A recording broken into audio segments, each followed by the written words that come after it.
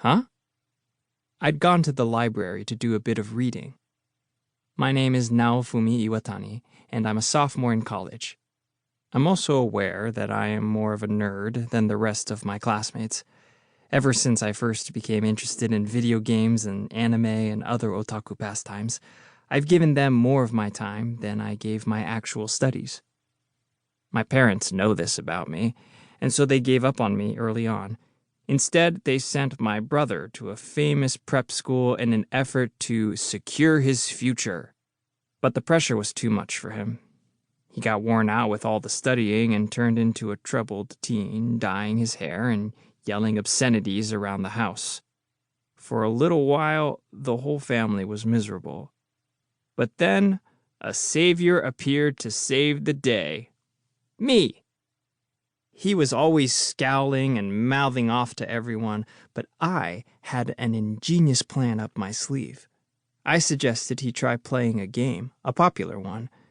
It was a dating simulator, the kind where you get to go on dates with cute girls. What the hell? Just try it. You don't have to commit to liking it. I said that because I knew the real reason he had turned into such a punk. When we were growing up, our parents had always given me whatever I asked for, but he had never received the same treatment. He wanted the freedom that I'd always had. I'm a specialist when it comes to having fun, though, so he was interested in the game I suggested, if only because he knew I was an authority on fun. He told me this himself later on down the line. I'll just skip right to the end. There is one more otaku in the world now. If you walked into his room now, you'd see posters and figurines from the very same game I introduced him to. Not only that, but he also rededicated himself to his studies, got into a great school, and is apparently at the top of his class. My parents were so happy about my intervention that they spoiled me even more as a result, so I'm currently leading a very free life as a college student. Okay, so that was a bit of a digression. I had gone to the library to do a bit of reading. My parents give me an allowance of 10,000 yen every month. The naughty games and magazines, light novels, and manga that my friends and I go through eat up that allowance pretty quickly.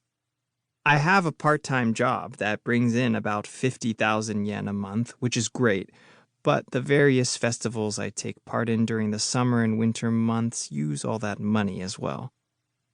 My brother is not the sort of person to go out of his way to participate in a festival, but my parents rent a room for us near the festival grounds to encourage his participation. Well, whatever, they have their own lives to live, so they can't give me all that much money.